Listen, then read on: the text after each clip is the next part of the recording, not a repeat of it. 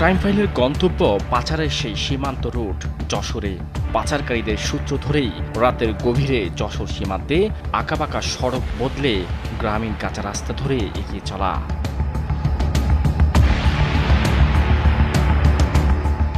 রাত তখন ১টা। সোর্স মারফত আমাদের কাছে খবর আসে যশোরের কাবিলপুর, দৌলতপুর সহ কয়েকটি সীমান্তে পশু চোরাচালান হচ্ছে।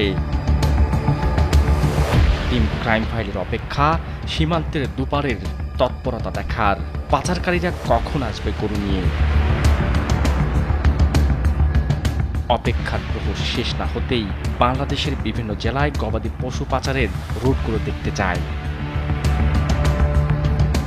গোয়েন্দা প্রতিবেদনে আইনশৃঙ্খলা বাহিনীর অভিযান এবং স্থানীয় সূত্র অনুযায়ী সবচেয়ে বেশি ব্যবহৃত সীমান্তগুলো হলো চুয়াডাঙ্গা সীমান্ত, কুষ্টিয়া, যশোর, সাতক্ষীরা, মেহেরপুর, নওগাঁ পোরশা সীমান্ত, লালমনিরহাট, পাটগ্রাম সীমান্ত, পঞ্চগড়, কুড়িগ্রাম, ফেনী, সিলেট, ব্রাহ্মণবাড়িয়া সীমান্ত। আমাদের গন্তব্যটা ততটা সহজ ছিল না, কারণ চোরাকারবারীরা প্রশাসনের ভয় নাকি ব্যবহার করে ভারী অস্ত্র। এই তো গেল বছরের ২৮ সেপ্টেম্বর রাতে সুনামগঞ্জে ভারতের দিক থেকে একটি গরু ভর্তির ট্রলার নিয়ে চোরাকারবারীরা প্রবেশ করলে বিজিবির টহল দল বাধা দিলে প্রায় শতাধিক চোরাকারবারী একত্রিত হয়ে তাদের ঘেরাও করে গুলি চালায়। এতে আহত হয় এক বিজিবি সদস্য। পরিস্থিতি নিয়ন্ত্রণে এনে বিজিবি সদস্যরা ৩৩টি গরুসহ একটি ট্রলার আটক করে। দীর্ঘ ৭ ঘন্টার অপেক্ষা। ভোর হওয়ার কিছুক্ষণ আগে হঠাৎ খবর আসে পুটখালি দিয়ে এক্ষুনি একটি গরুর চালান ঢুকবে। তাৎক্ষণিক আমাদের পুটখালি সীমান্তে অবস্থান।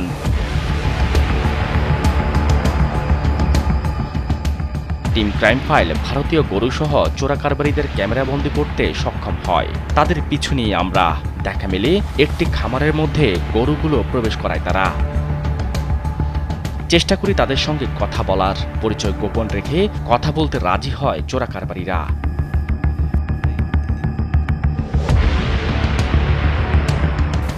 দেশের বিভিন্ন জায়গায় দেবে, মাহাজন দেবে, সেটা আমি কি করে বলবো। আপনার কাজ কি করবো তো খালি? আমার শুধু এই ৭ মাইল পর্যন্ত পৌঁছে দেওয়া কাজ। এই পারাপারের সঙ্গে যারা জড়িত তারা আবার মূল কারবারি নয়। চুক্তি অনুযায়ী বর্ডার থেকে গরু সংগ্রহ করে তাদের কাজ বর্ডারের আশপাশের এই খামারগুলো পর্যন্ত নিয়ে আসা। এই কাজের জন্য যে পারিশ্রমিক পান তাও নাকি আবার অনেক সামান্য।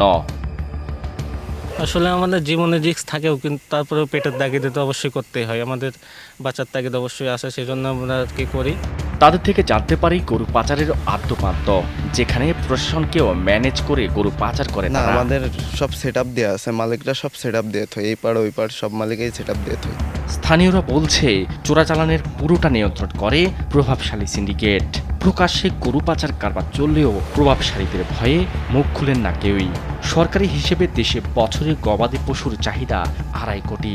সীমান্তে ওপার থেকে পাচার হয়ে আসা পশুর তুলনামূলক সস্তা হওয়ায় লাভবান হন দেশের মাংস ব্যবসায়ীরা। তাই সীমান্ত দিয়ে অবাধে গরু পাচার হয়ে আসায় ক্ষতির মুখে পড়ছেন প্রান্তিক খামারি ও ব্যবসায়ীরা। তাদের অভিযোগ, পাচারের গরু বাজারে ঢুকলে দেশীয় গরুর দাম হঠাৎ কমে যায়, তাই বাধ্য হয়ে লোকসান গুনতে হয়। যেভাবে গরু আসতেছে শুনতেছি, এইভাবে যদি গরু আসে তাহলে দেখা যাচ্ছে আমার কোনো গরুর দাম আছে 2,20,000 30,000 টাকা দাম আছে। তো সেক্ষেত্রে দেখা যাচ্ছে আমি অর্ধেক দামে বিক্রি করতে হবে।